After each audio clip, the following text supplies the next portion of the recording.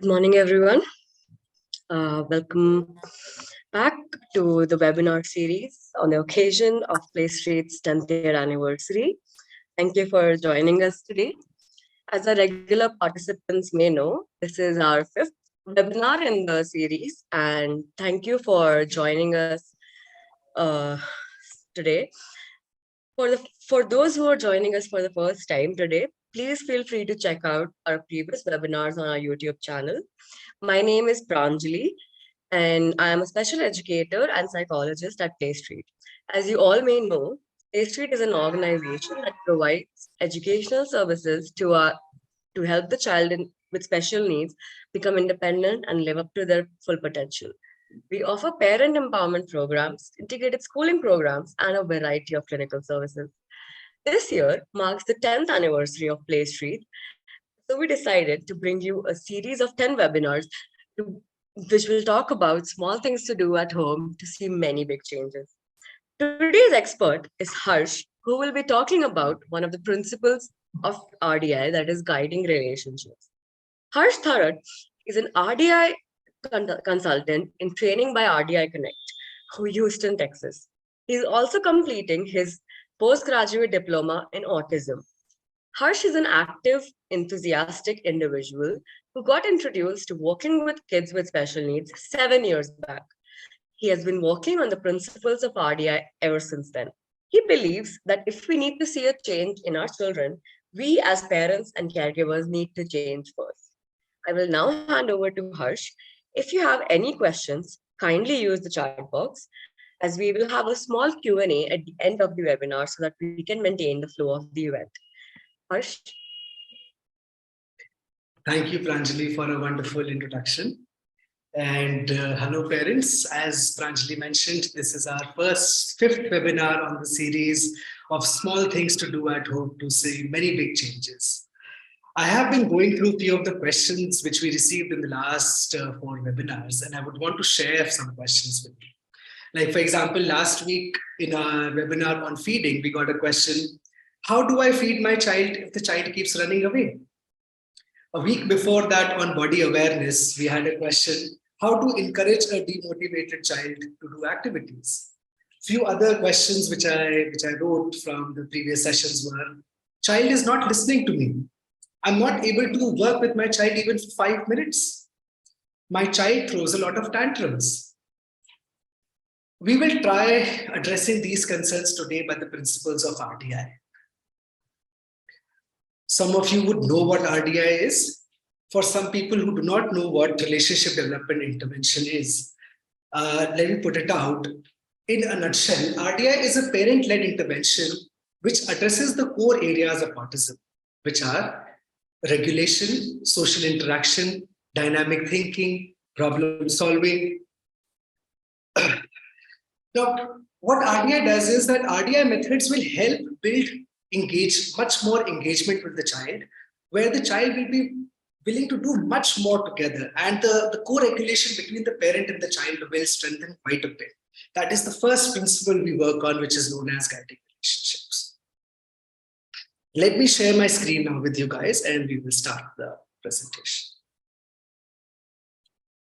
So let's talk about guiding relationship. First, let's get into the words. What does guiding mean? What does relationship mean? I just got the Google meanings of this so that we could make it as simple as possible. So let's first look at the word relationship. It means the state of being connected by blood. I'm not questioning that at all. A parent-child bond is one of the strongest bonds possible. So no questions about the relationship part. I want to focus on the word guide over here. What does guide mean according to the dictionary meaning? A person who shows the way to others, or a person who advises others. In general, a role of a guide would be that if you are going on a road and if you need directions, you will ask someone that, oh, can you please guide me to that place? And they will show you the directions. Take a right, take a left, and you will reach there. As a parent, guide's role is to provide opportunities to think. In a typical scenario, when a child is born and when they're growing up, they have a lot of curiosity. We try and get them toys. When they start talking or they have some words, we try and answer those questions or the curiosities they have, and we work as a guide. But often it is observed that when we are working with kids with special needs, we tend to get into the prompts or instructions, and it is not our fault because the child is not giving that required energy for us to become guides. The child is not curious or maybe not be asking questions. So hence we get into the world of that, okay, if the child is not doing it, let's teach them. We tend to take a role of a teacher that time, which includes prompts or instructions or teaching methods. I want to show you some differences between what is the difference between a guide and a teacher. I want you guys to go through the differences. I will not read them out. You go through them and please write in the chat box. Do you think you're working right now as you're taking the role of a teacher or a guide? If you think that right now you're taking the role of a teacher, giving these things, then write type T or otherwise type G. Very happy to see a lot of people talking about their working as a guide. That is excellent. I also see some parents who are talking about, right now they are taking the role of a teacher, which is also good. So the parents who think they are taking the role of a teacher, today's webinar would show them, what are the other sides, what are the other possibilities as when you could look at it. And the parents who think that they're already working as a guide, today's webinar will help them get some more tools and tips to understand the guiding principles better.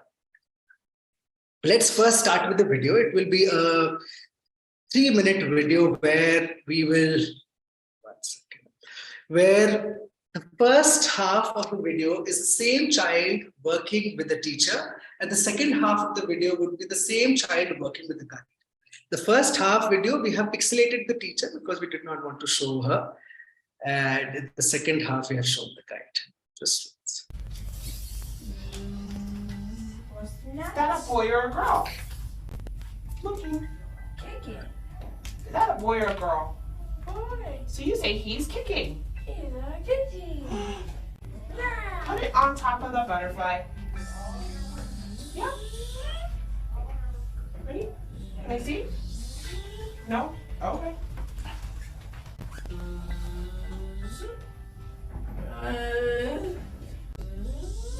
What is she doing?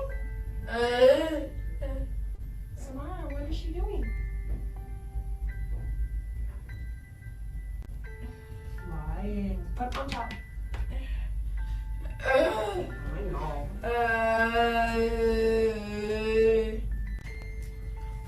You say she's jumping. Oh, All done. no, not all done. Clean up. Really? Okay. You want to clean up the toys? You can clean them up. I know where they go. They're all inside. No. Oh, no. Oh, I thought you said clean up. What color bird is that? A red bird. What is the red bird doing? Is she eating or flying? Samara, what is she doing? Look at the picture.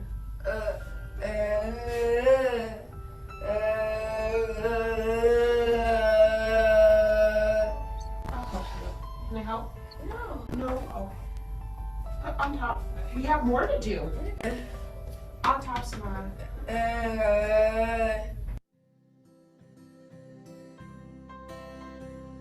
now the same child is working with the guide.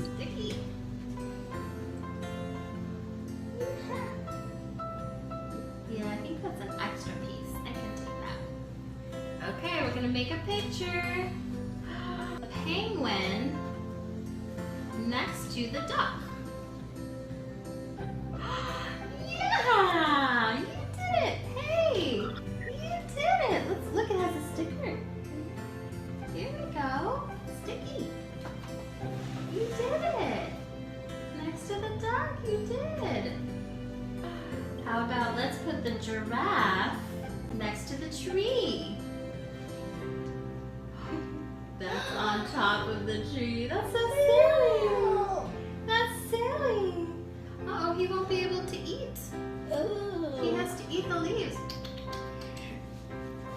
Let's put the giraffe next to the tree. Yeah. Now he can eat the leaves. Yeah. And we can use him as a sticker. See? Yeah. Top hits the sun. You're right. He's closer to the sun. Oh, on top of the sun. Okay. Yeah. That's okay too. I like that. That's creative. Yeah. And now he's also close to the giraffe, which is cool. They're friends. A very cute rhino. Next to the grass. You want to put the rhino next to the grass? That'll work. I can help with the sticker part if you want. Or you could try it.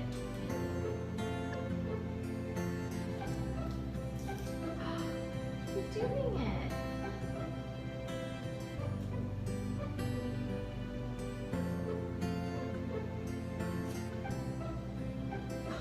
Uh-oh, we'll get the trash at the end.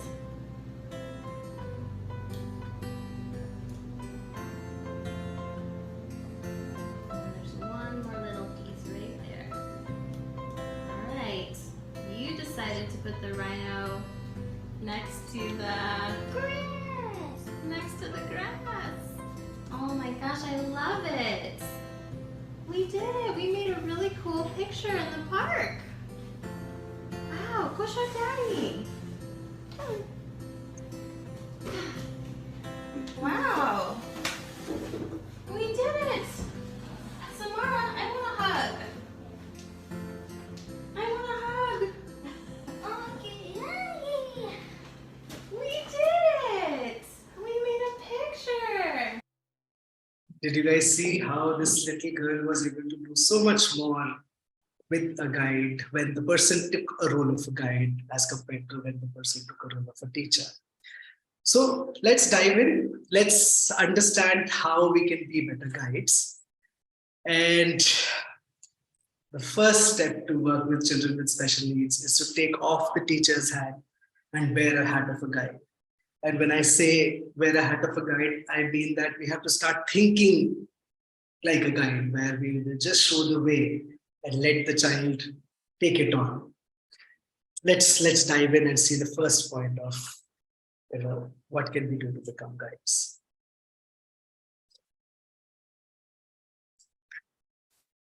As a society, we seem to be moving faster and faster each day, month, and year. Our lives are overscheduled, our kids are overscheduled. We are multitasking more than ever. We actually need to slow down a little bit if we want to speed up with our children. So over here, when I say slow down, I do not mean that we stop doing the important things we have to do. I'm just saying that we prioritize. While prioritizing, we make a list that, okay, this couple of months, this 6 months, this is the goal I am trying to do. If we slow down, if we have more time for ourselves, for couple time, the family time, the me time, we will restore balance in our lives back. And that balance will make us better guides and it will calm us down to work better with our children. Make schedules. Schedules become a very, very important thing, because when we make schedules, we realize that, okay, I have those many hours in a day and these are the things which I have to do. We could prioritize that time. Okay, this is not something that's to be done this week. And that way we get those pockets of time here and there, which we could use as a family time, the me time. I meet a lot of mothers who mention that, oh, I do not get at all a time for myself. And that's not a good thing. We need to restore our energies back so that we are able to work with our children. So slowing down is a very, very important topic over here. Our expectations from self and the child also needs to reduce a little bit, where again, parents have these things that, oh, I have to do this for my child, I have to take him to this class, I have to do this. Let's reduce the expectations. For this month, we'll only do these 2-3 things. And for self as well, you need to have your own time. So if something has to forego, you can forego, but please don't let the me time go away. This slowing down will really calm yourself and your child. So let's remember to slow down. Now, this is something which we can do as parents. Let's look at what it means to slow down when we are with our children. Let's slow down the pace of doing an activity. Say, for example, if we have 30 minutes or 45 minutes to spend with our child, we have planned, we'll do 3 activities today. Cut them down, just do 1 activity for that entire 30 minutes. And you will realize that automatically the pace of doing the activity will slow down. Let's not rush to get to the end goal. Let's focus on the process. Slowing down your communication. When you are giving an instruction to a child, wait for a few seconds for the child to understand that communication and respond to that. Slow down on those communication. If you're using words, use them slowly for your child to understand. Slow down your movements, very important. Sometimes when we just slow down our movements, our children will be able to catch those movements very nicely. I'll also show you a 1-minute video for this. But say, for example, if you're working on a Lego and we have to put another Lego on top, if you just slow down the process, you will see that the child will be able to understand this very, very nicely, and he will be able to do him by himself. We could look at this. I'll show you a video for this. Slow down your pauses. Be it a pause for, if you're saying, if you're wanting to change something and you could exaggerate something by a gesture, and then pause a little bit, let the child assimilate. If you're celebrating something, then also pauses are very good, because pauses will give that time to celebrate, where if you're saying, oh, wow, a pause, and then we say, give me a high five. The child will be much more happier with that pause and will be able to assimilate that happiness inside them. So slowing down is one of the first points we have to consider when we want to become better guides. So we'll keep that in mind. Let's look at this 1-minute video where the father and son are making something with the blocks, and they're just doing it very slowly, and the movements are very slow.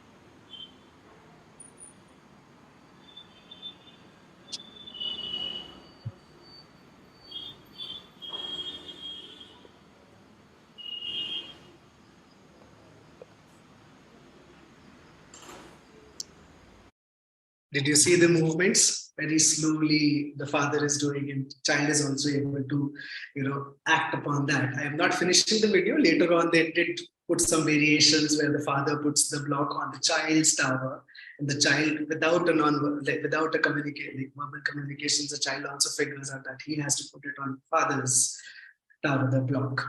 So the first point we wanted to talk about was slowing down. Let's move to the second point. Simple back and forth. If you are starting your journey on guiding relationships, start very, very simple. Very, very simple back and forth exercises is something you should start with, where we do not have much expectations from this child when we are starting as a guide. For example, you can just play a song in a room and you can just both dance to that without wanting that the child should copy your movements or having any expectations that the child should do it like that. Just have fun together, simple back and forth and having fun together, because that is what will build the trust in the child that, okay, I can do anything with my parents. And then after that, slowly when you bring in chores as well, that will also become fun for children. So always start with simple back and forth, and initially, let's not get into the correction that, oh, you're doing this wrong. Let them do what they are doing, and we will figure out multiple ways to correct them when required, but not initially. Start with simple back and forth. I'll show you another video of an exercise where it's a simple back and forth, not much expectations, and just having fun together. Let's look at it.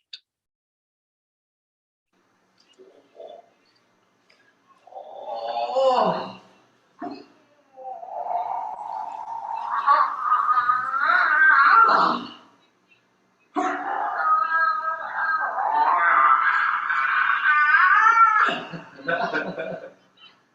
Okay, here comes the dinosaur.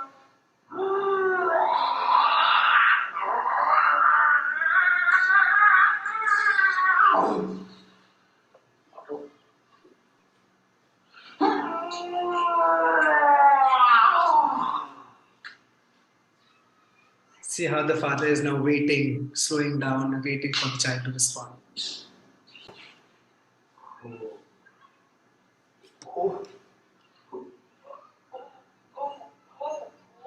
I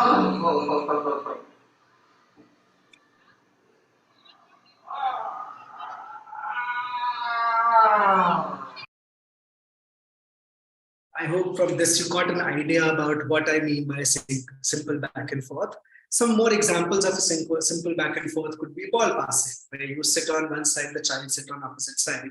Start with the smaller distance in between and just passing the ball to each other.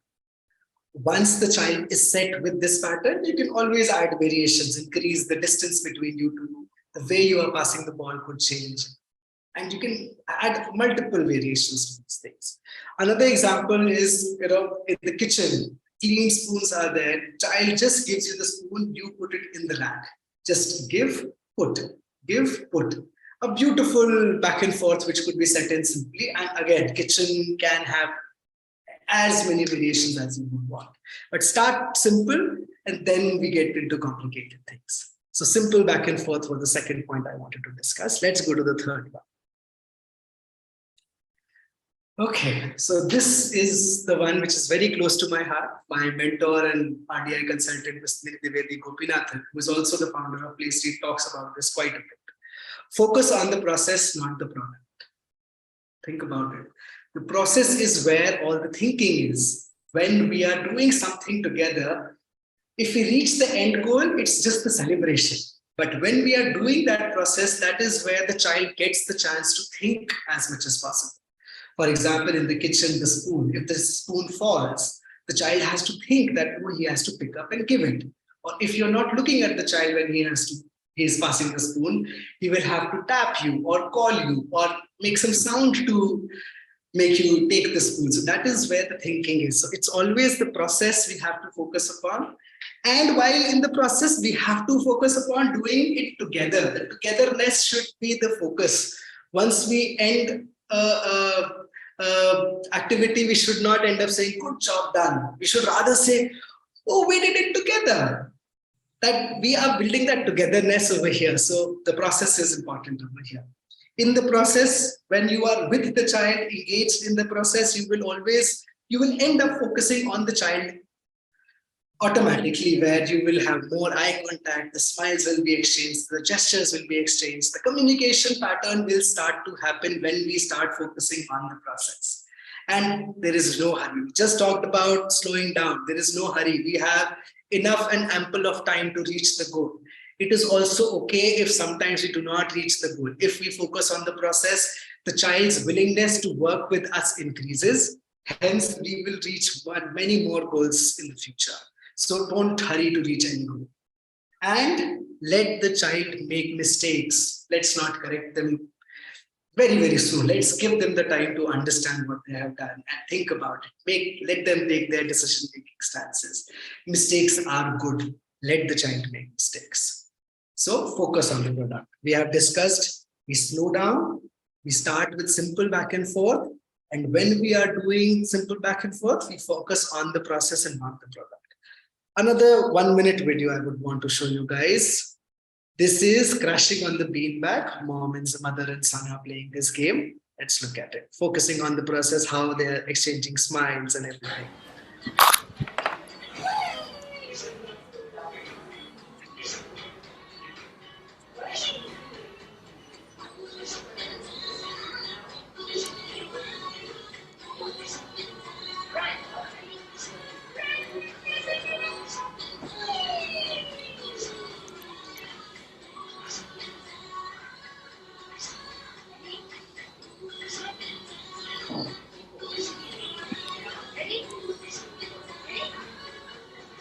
See, this time the mother is not holding hand.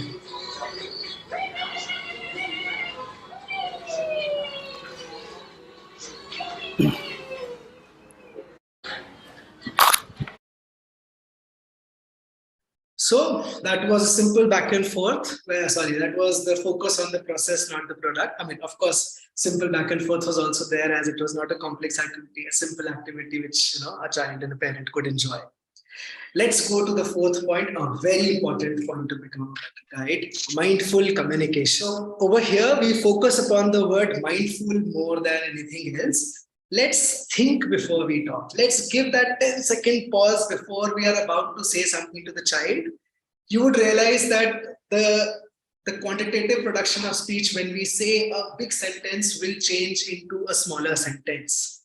And that will help the child because the child will be able to, from lesser words, the child will be able to observe, get them insight easily and then respond quickly on that. If we say a sentence and rather than saying a sentence, if we use a word, the word will have more impact on the child for him to respond. Like rather than saying, go get me a glass of water, or can you get me a glass of water? If you could just say, water, thirsty, the child will be able to understand that word and understand what you need.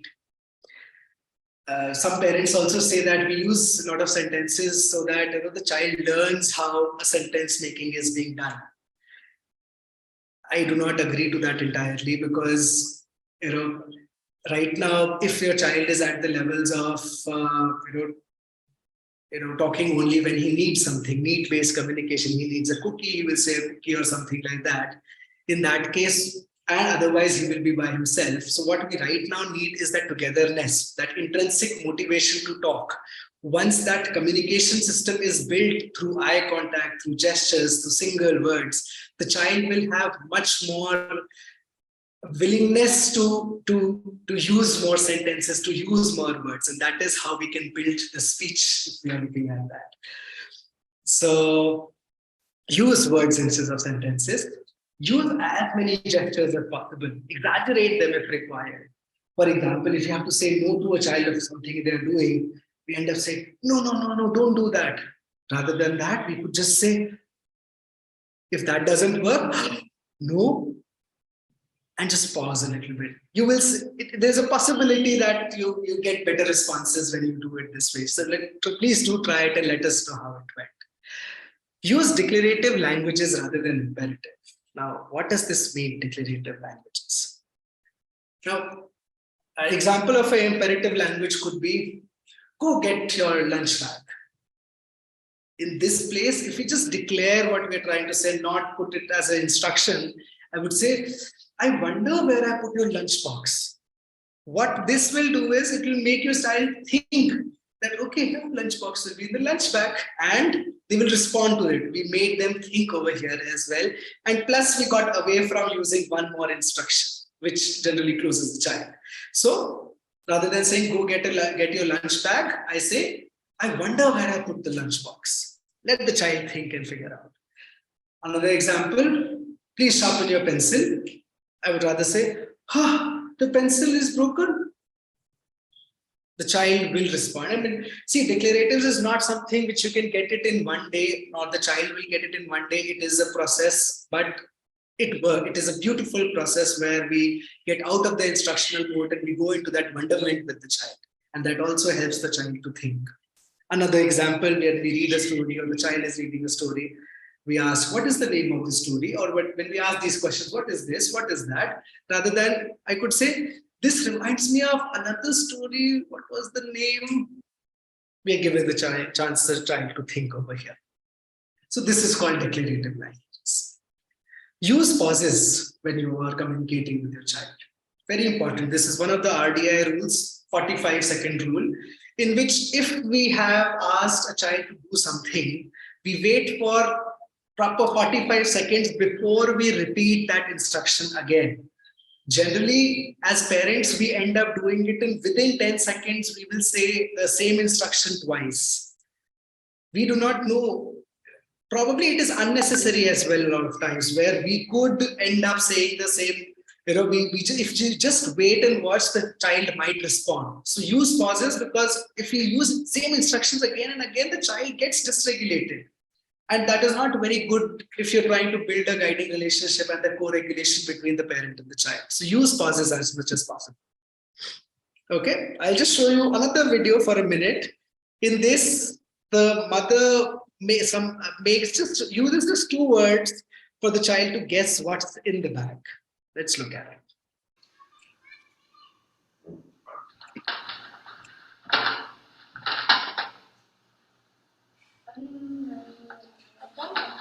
Mommy, what is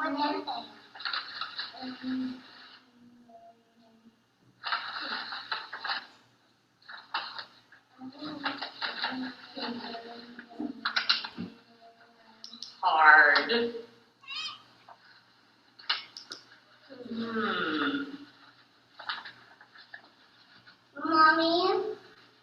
Mommy.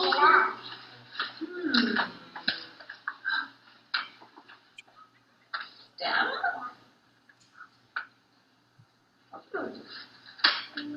Hard. An apple. Let's see. Ready. Set. Pull it out. Okay. So we saw over here, just by using simple words, we can, just single words, how we can, start the thinking process, the dynamic thinking could start over here at these spaces. So we have discussed slowing down, simple back and forth, focus on the process, not the product, and mindful communication. Let's look at the next one. Do not overcompensate. Okay, so let's look at that example where in the beginning we were talking about the guide. So if you are on the road asking for directions, rather than telling you go right and left, he says that I will hold your hand and I'll take you to the destination.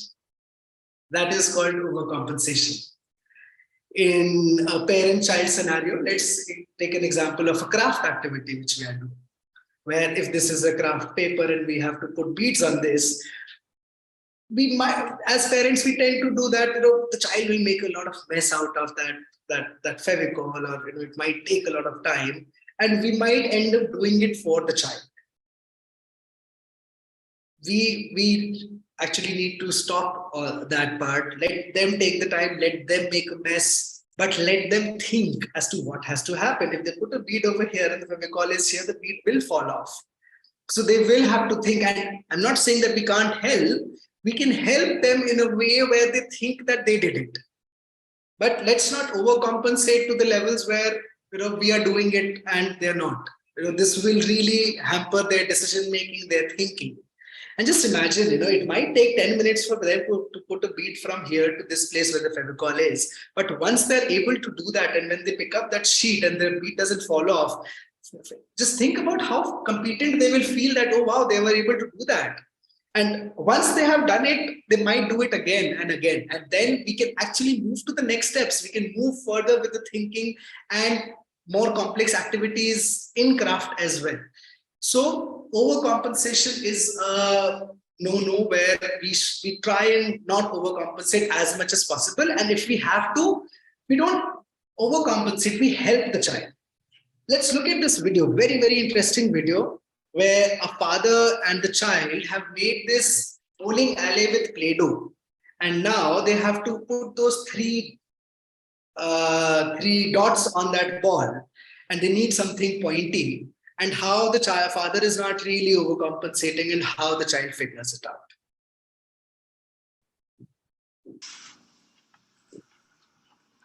No.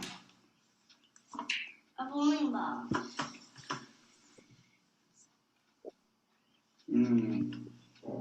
That's not right. Not right. It needs to be bigger. It's missing something. Holes. How can we put holes in a bowling ball? Use your fingers. My finger's too big. I need something pointy and small. Use Play-Doh. No, it was not pointy. It's too soft. Something else. This is pointy. We need something that is But not squishy.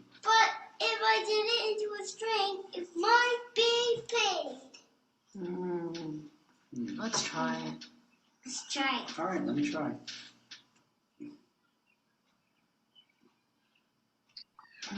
Not working. Can we think? Let's look around. Let's see if we have something pointy and strong to make holes with. That's What's pointy? Can you tell me what it is? Or could you get it for me? Spoon? sharp. let's try it. That's not gonna work. What else? Let's look around.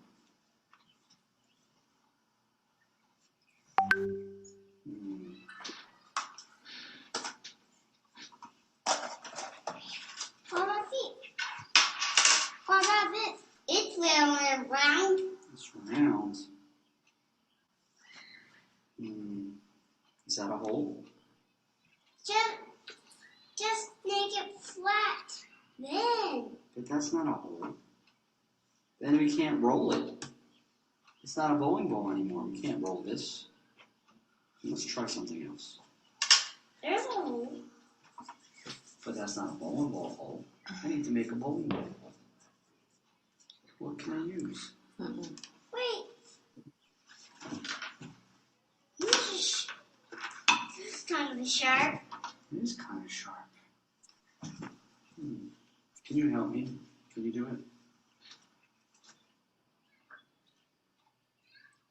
Yes! How many holes do we need? Did you see what happened? Finally, he took so many chances to get to the pencil, but that made him try a lot of things. He was able to understand that these are not pointy. And finally, when he got to the pencil, the kind of confidence he would have got right now that, okay, I can do things on my own. So this is what we have to also build in our children, that confidence by letting them do things. Let's try and not overcompensate. Let's go to one of our last points, which I wanted to discuss today, and then we will cover all the points which we have discussed. So I'll take care of that. Setting limits. We got a question, we got a couple of questions about what to do if the child keeps running away. Setting limits is the answer to that. There is a saying, I won't make you do things, but I am not going to let go. As parents, we have the right, we must understand that we have the right to hold the child without dragging them or pulling them, but we have the right to hold them. So for example, if we are in our balcony putting the clothes on the line and we want our child to work with us, if the child is not willing to work, that is absolutely okay, but we can shut the balcony door and tell them 10 minutes and then we will go. Let's finish this and then we will go. And it is okay if we just sit over there or stand over there, but we set the limits that this is the framework in which you have to be in for 10 minutes. Initially, for a few days, you might see a little bit of extra anxiety and tantrums, but if you are consistent with it, that will go away. And the benefit you get out of that is once the child is in the same framework, if the child is not working for starting few days, you will see that slowly they will come and join you.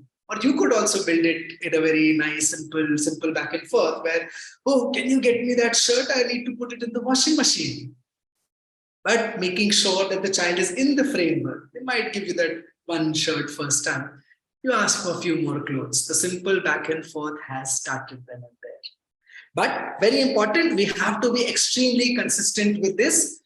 If the children get to understand that, okay, by throwing tantrums or by crying, if I can run away half of the times, they will throw the tantrums all the time. So we have to be consistent. We are not asking them to do work with us or anything. We are just saying that this is where we have to be for the next 10 minutes, 20 minutes, 30 minutes, whatever it is. And let them be there. Let them start spending more time with you around, and they will slowly get into the co-regulation as well. And you will see in long run that will reduce a lot of anxiety both in the parent and the child when the child is in the framework. So let's remember setting limits. Another small video I will show you. This little girl in the beginning for the 1 or 2 minutes, she ran out of this room at least 7 times. Let's 5, 6 times. Let's see how the father is stopping her. Who are you holding there? 1 time. He just puts his hand out. Oh, I see.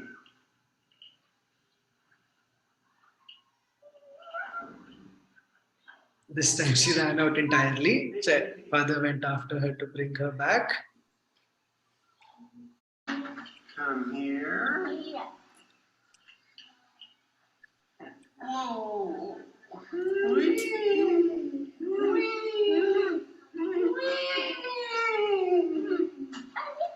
And yet again.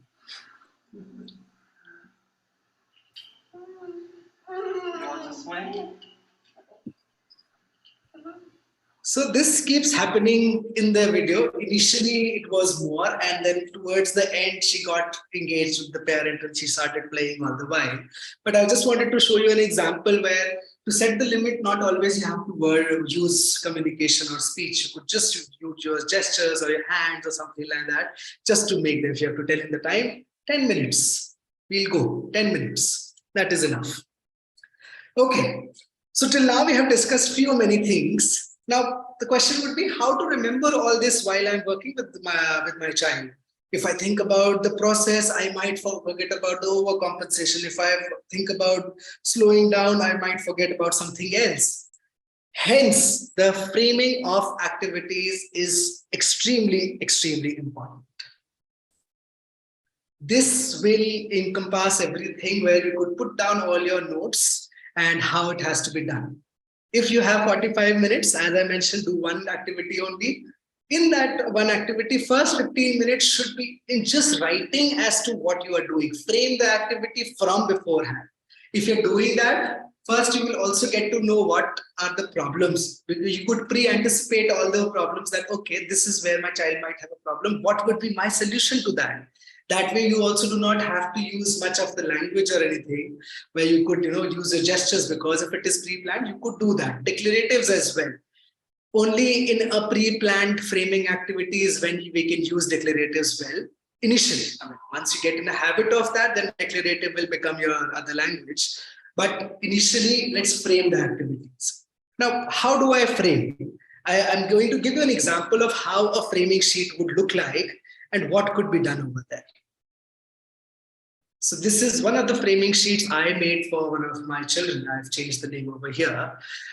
Now, the objective of my activity was that I will do today absolutely a non-verbal activity where I will not use speech at all.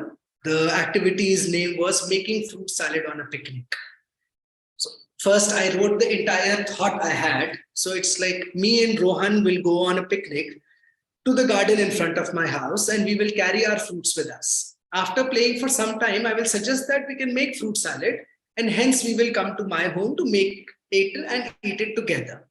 We will have 4 pieces of fruits, from which 2 would be cut by him, 2 by me, banana and guava by Rohan, apple and 1 more fruit by myself. I'm defining everything who will cut what because I need to give easier fruits to Rohan at this stage. I will have the salt and pepper ready so that it could be mixed and some lemon which could be added according to taste. After cutting the fruits, he can add the fruits in the bowl and I can mix it for him.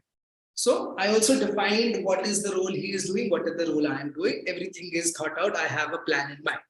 I just move forward and designate the roles in that space. Rohan will cut 2 fruits, banana and guava. Harsh will cut 2.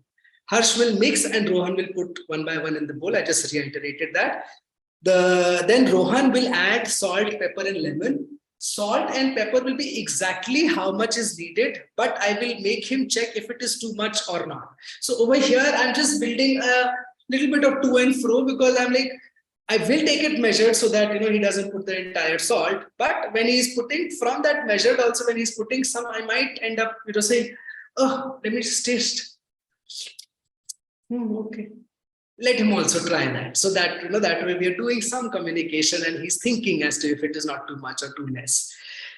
Then I move forward with other aspects. I also write down about the potential challenges. This is not something right now, if you're starting as a guide, you have to think about it. But when I am working with my children, I'm also thinking, okay, what is the challenge I have to put in? So he will have to figure out how much salt and pepper and lemon he has to put by tasting the salad. So this is something, this will be a challenge which he has to solve. The other one is, I will give him a knife, which will be a little blunt, like a butter knife, from which a banana could be cut, but it will be hard to cut a guava. So he will have to change that knife. So I could plan beforehand that, okay, he will cut the banana very easily, but when he's cutting the guava, he will not be able to. So he'll have to think. That is a decision making he has to do. Now there's a guava he's cutting, he's not able to cut. So he will have to either ask or figure out what to do. So that is another challenge I'm giving.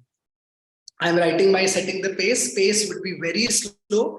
And I make sure that the fruits are cut properly. My only goal is that we all slowly cut the fruits and very nicely done fruits should look like. I also make sure that I do not have anything else apart from what I want on my kitchen board or the platform. 4 fruits, 1 bowl, 2 plates, 2 knives, 1 separate for Rohan to change later, salt measured, pepper measured, lemons with a squeezer. Removing the potential distractions, making sure that there's no one else that time in the kitchen or around so that he doesn't run away to work with someone else. So this is how I framed my activity. I mean, I could do much more in this. I could use, if it was a non-verbal activity, I would have also written down what is a declarative language I'm using. What is, if I'm using the mindful communication, what are the words I will be using? What in this I have not written, but I should have written the gestures I could use while doing, because it's non-verbal, and now I have been doing it for years now. I did not get a need to write it. But initially, when you are starting as a guide, it is important that you write what you are planning to do. And slowly, once it gets a habit, you don't have to, go to the framing sheets all the time. But it's a good habit. Let's summarize again what we did today. These are the few points which we discussed. All these videos which I showed, you would have seen that everywhere, almost all the elements were used wherever required. Let's slow down when we are working with our children, and let's slow down overall as well. Just make sure that we have our schedules ready. We have all our times, very important, me time, family time, couple time, extremely important. Simple back and forth. If you're starting as a guide, always start with simple back and forth and then add variations to it. Absolutely important. Focus on the process, not the product. Process is where the learning and thinking is. Mindful communication, keep that mindful word in mind. Let's use our communication very, very, wherever required, and try and use more gestures and things like that. Do not overcompensate. That goes without saying now, that let's not overcompensate them. Help them wherever required in like the scaffolding part of RDA, but we'll talk about some other day. But yes, let's try and help them, but let's not overcompensate them. If the child is running away, let's set limits. Let's build that framework in which they have no option but to stay. Once they are staying, we'll be able to get much more from them. To get all these 6 elements going, let's frame the activities. Let's plan on framing the activities better. So this is that one crucial step when we are starting the RDI program, guided relationship, without which we cannot go further into the world of dynamic thinking, problem solving, experience sharing. All this will come once we have started on the relationship of being a guide. Let me end this with this note. We need to change ourselves if we need to see change in our children. Thank you. Pranjali, I will give it back to you so that whatever questions you parents have, please write in the chat box. Pranjali will ask me and I'll try and answer as many as I can. Over to you, Pranjali. Thank you, Harsh, for that wonderful presentation. We have one question from Kanchan. How do we explain emotions through RDI? Oh, wow. Okay. So emotions is a kind of communication, right? We are saying either angry, sad, happy. My suggestion is use gestures, as many gestures as possible. If the child hits you, if you are happy, oh wow, and when we use gestures, it is being said 80% of our learning happens through visual communication, the visual medium. So if we use gestures while we are explaining emotions to the child will understand. There are multiple other ways to teach emotions and all, but gestures could be one of the strong ways. What could be other ways to teach communication? Again, depending upon the child's age and where they are, you could use visual mediums like those smileys and the smiley face and things like that. But from my side, I would say gestures is the best way to explain emotions. How to explain unnecessary laughing when a person is sneezing or coughing? That becomes really difficult. Unnecessary sneezing and laughing. Before I move forward, I see Minnie ma'am has also joined, my mentor and RDI consultant herself. Hello, Minnie ma'am. Hi, very nice presentation, Harsh. Thank you, And ma'am. question with, related to emotions. Along with gestures, we have to club it with declaratives. You're feeling Right. happy. You seem to be happy. When you're happy, when you like things, it makes you happy. And oh, you're not liking your food. I think you're not liking the smell. I think the smell of the food makes you not feel like eating it. So basically thinking out loud, putting your mind into your child's mind through declaratives. That is the way to connect the children to their own emotions.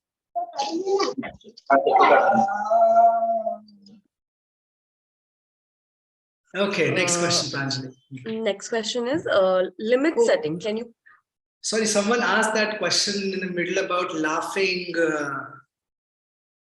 That was Kanchan herself. She was Yeah, just explaining her basically, question. how to explain when someone elder is sneezing or coughing, and how to explain that you need not laugh during that time. Basically, creating empathy and sympathy. What is the age of the child? He's 8. She's 8 and she's laughing. He's 8 if he's laughing if someone is doing something. Again, I will have to look at the videos of that to explain you more, but it could be a part of, this is just a phase in which they're enjoying that. What do I say? Could it be a stimming minimum? Could it be a part of that? No? It is the window of tolerance. Okay. It's a very thin line between go out of my window of tolerance. So that the shifts, the transition between being regulated and dysregulated, I'm not able to keep it within my window of tolerance. So any interoception itself is making me feel dysregulated, right? So we have to club it with, of course, a lot of other things. It's the sign of inflammation. It's the sign of poor interoception and poor exteroception. It's the sign of not understanding myself in this space. And I'm not understanding myself with reference to the other person who's with me, my parent or my caregiver, with whom I have to co-regulate. So co-regulation, more and more co-regulation, and whatever steps Harsh has told, going back to it, going back to the basics, attunement and pressure, right? So attunement, setting patterns, roles, declaratives, process is more important than the product. More and more, which parents will be able to understand that and withdraw themselves by helping, overcompensating a lot and slow down as much as possible and being mindful. This will start changing. It's not a one-day thing. It will change. It does change. Okay.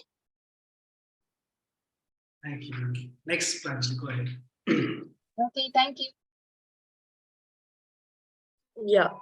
Next question is what limit setting? Can you please give one more example? For instance, if the child is not interested to join to play board games. Right. So if the child is not interested to play board games, if the child is ready to sit over there, what we could do is we could find an easier role for the child to join into a board game, because the board game might be too complex, because it will have a lot of dynamicity in a board game. So we need to just figure out, if we can, what is the reason. Otherwise, let's give him a small thing. If you're playing business, can the child become a banker?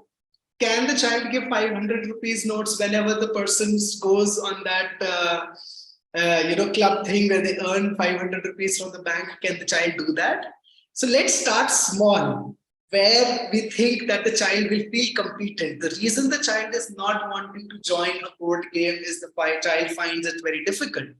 Let's start with a simple back and forth, where we give a simple part of the game to the child and let's see what they have. I hope I answered the question. Right. Go ahead. Next question is from Kajari. How can I engage my non-speaking 11-year-old son, whose receptive language is very good, to engage in communication using RDI?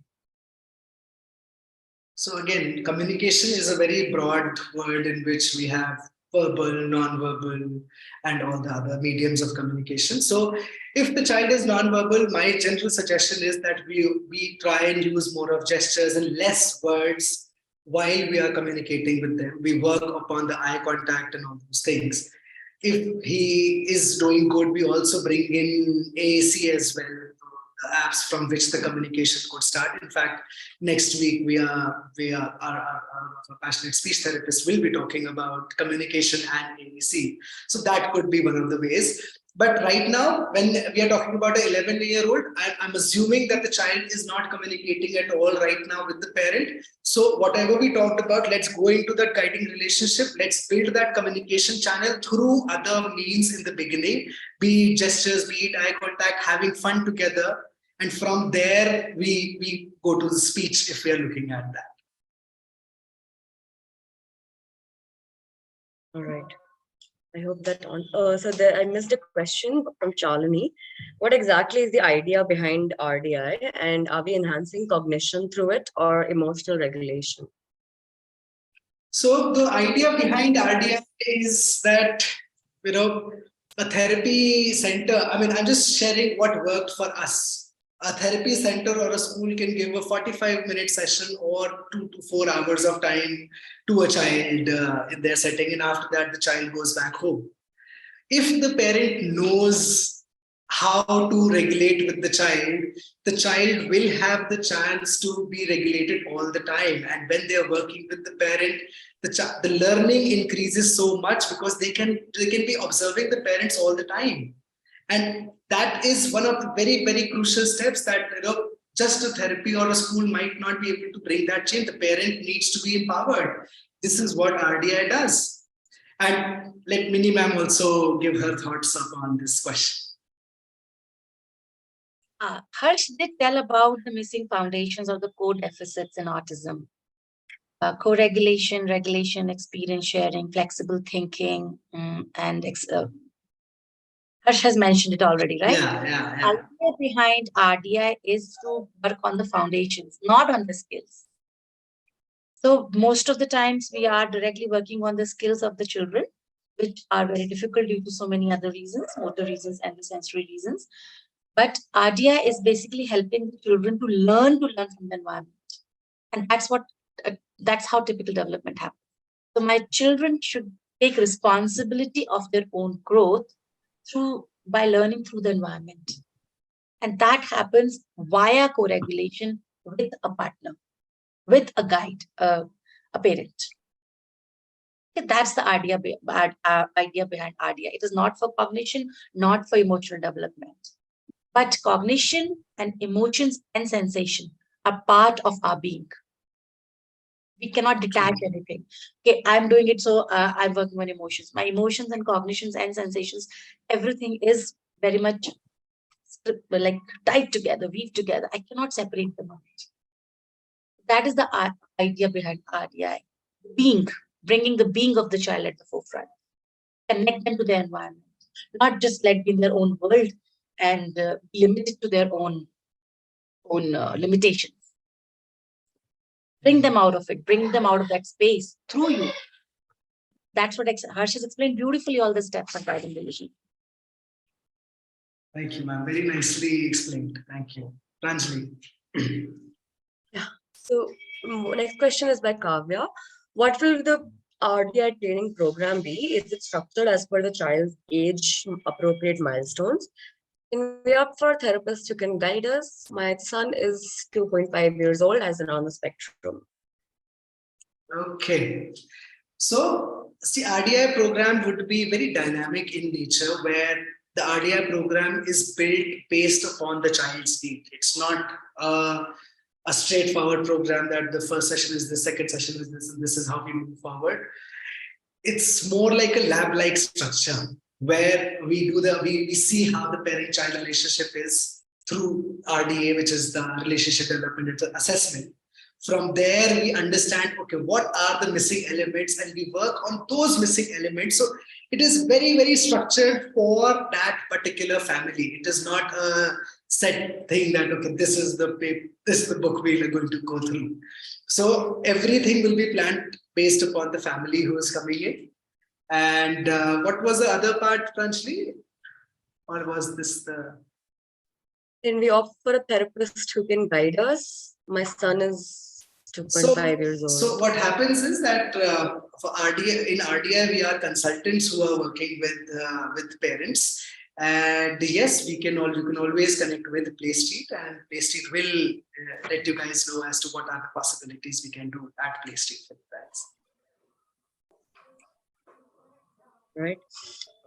Hi, my daughter used to use gesture previously. Now she started need-based communication.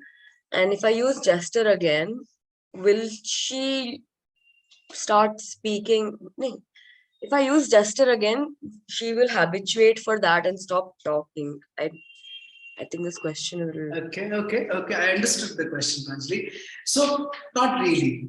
If you use gestures wherever required, gesture is a form of communication. It doesn't mean that if you use gestures, the other communication method will not happen.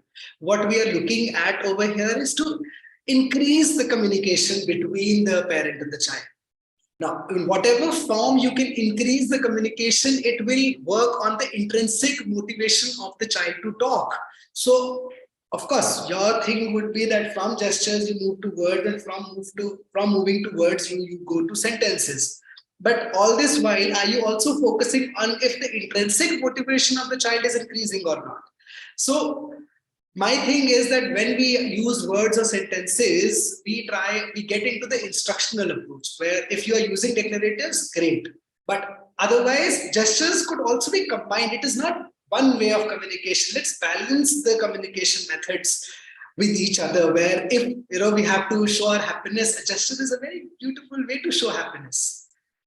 Mini ma'am, do you want to contribute anything? So natural communications are 80% non-verbal and only 20% verbal. Very Seeing that if you use gestures, my child will be dependent on gestures. Can you imagine us talking without gestures, without non-verbal cues? And gestures, non-verbal cues are very important for our children's learning, because that's exactly what environment comprises of. So decoding the environment also depends upon the gestures. So that's one of the very important foundation referencing. Right? So that creates the pathway of learning for my children on their own.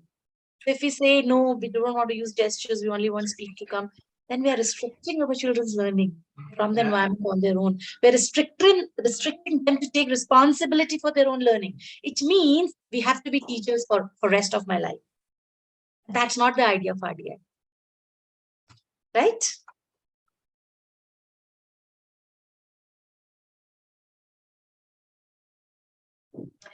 I think we have time for just one more question. Okay, from Mosam, do we need to take speech therapy, or should we focus on cognition and speech will come automatically? Will RDI help in this?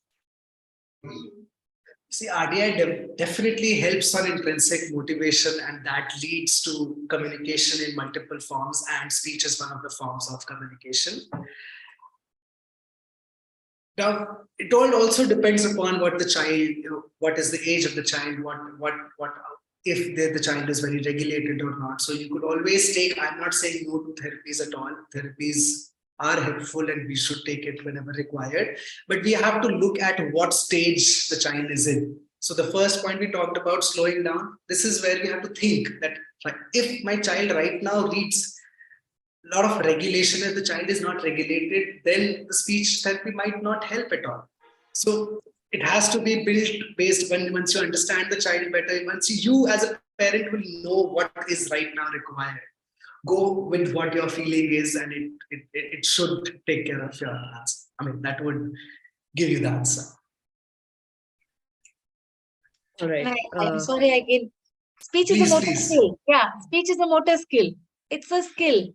RDI doesn't focus on skill development. So speech wouldn't come with RDI. But again, what is important? Why do we use speech? We have to understand it. We use speech for communication.